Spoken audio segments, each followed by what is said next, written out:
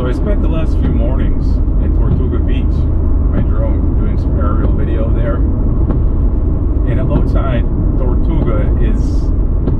Tortuga is one of the most interesting places from the air. It's like a huge abstract canvas.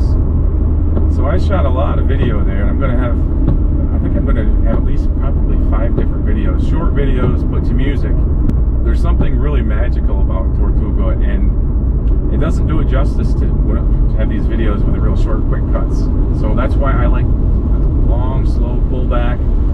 And I was searching for the right music for this first video, and it's just perfect for this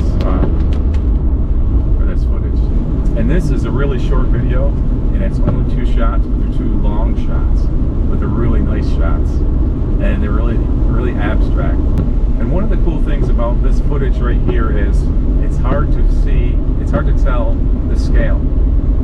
But at one point in the first scene, there's people visible. And most people aren't going to be able to find that. If you can find that, put it down in the comments where you saw it, and let